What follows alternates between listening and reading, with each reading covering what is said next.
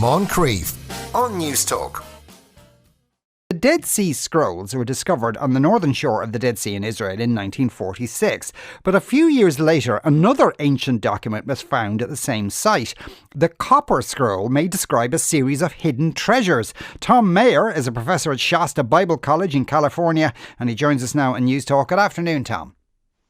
Hello, it's great to be here. So the Copper Scroll, is it actually made from copper? Yeah, of course it is.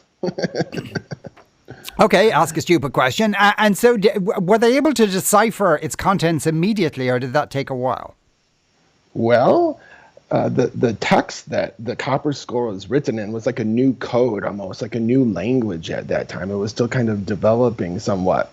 And it's not the same language that the Dead Sea Scrolls, the ancient Hebrew, were written in, but like I said, a new code, a new text called Mishnaic Hebrew, or post-biblical Hebrew. And not only that, it's kind of mixed with some Greek. So it's not like something you could just copy and paste and put into Google Translate and it spits out the directions for the treasure map. And that's what it's part and parcel of the difficulty in locating where these treasures are buried. First, we got to crack the code of the text itself, the instructions. Right. And is there any particular reason then why it's made from copper? Obviously, was it because it was built to last? That's a good question. Yeah. Well, for sure. Number one, because of the value of the treasures that it leads to are unparalleled. You want to, as you can guess, write it on a document that is imperishable. And so the idea is that once the bad guys left, once the Romans left the land of Judea, that the Israelites could go back to the map, because who knows how long they're going to be there for, right? And the map would be preserved, and then they can discover once again where the goodies are hidden from the temple. Right. Okay. And so far, have they been able to discern how many goodies may be described on this scroll? Well, you're talking about 58 plus different locations and it's not like a needle in a haystack, Sean, on the one hand, because we know that they're in the general vicinity of Jericho. Remember from Sunday school, when the walls came tumbling down? And it's near the city of Qumran, where the Dead Sea Scrolls were found by the Dead Sea. And also they're, according to the map, they're in and around the city of Jerusalem. So we can kind of pinpoint the certain vicinities where these goodies are. How exactly, though? Well, that's the $1 million question, right? Is how do we find out where these are? Well, the first thing we need to do is to interpret correctly the document, the text, which is very cryptic. It says things like something like, enter into the cave that looks like a skull and walk 3 cubits and then dig down 1 cubit and you will find 600 gold coins. And I know it sounds like something like, come on, Tom, like really? But I'm drop dead serious. This is real deal, man.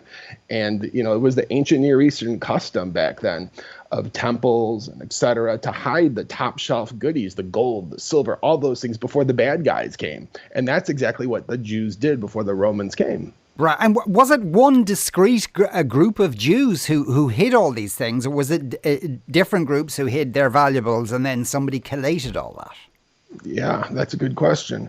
To make a long story short, we're not sure exactly the name of the sect of Judaism that lived at modern-day Qumran, because these are the people who copied the Dead Sea Scrolls, like you mentioned at the top. And these are the same people who made this document. So we think they're called, but not sure, the Essenes, which was a sect of Judaism that was very apocalyptic, very much like the end is here. This is the book of Revelation. Here's Armageddon. The Messiah has come. It's 11:59. It's about to hit midnight. These kind of people.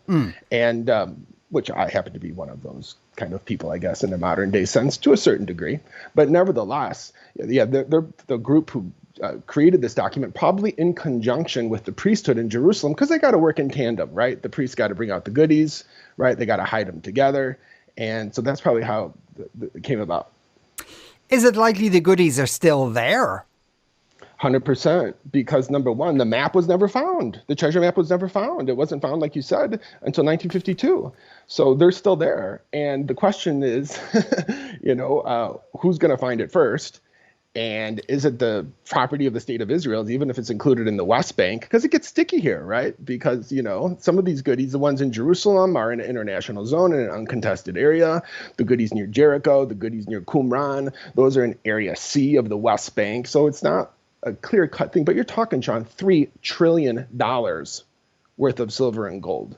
Okay, but but some of this gold, at least some of it, may be buried with thousands of years ago, with layer upon layer of priceless ancient buildings on top of it. So it's true, but they're built. But for the most part, they're buried in caves, okay, or in pits, or in cisterns, and there's definitely a precedent for these kind of things. For example, in the late 1970s, Israeli archaeologists were surveying the Valley of Gehenna right outside of Jerusalem, and they went into a cave. They didn't find anything. They left. They're just poking around, But some local kid who was tailing them went into the cave with a hammer or a pick and started digging in the ground.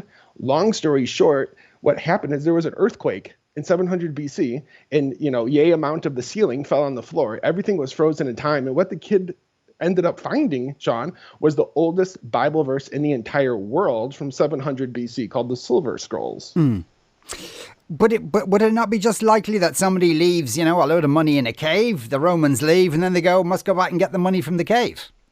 You would think so, but we would have known about that because the historians from that time, like Josephus, who you've heard of, and early church fathers like Eusebius, and they would have wrote about this because this would have been like headline news around the world that, the temple treasures from the beautiful one of the wonders of the ancient world from King Herod have been discovered, but that never happened.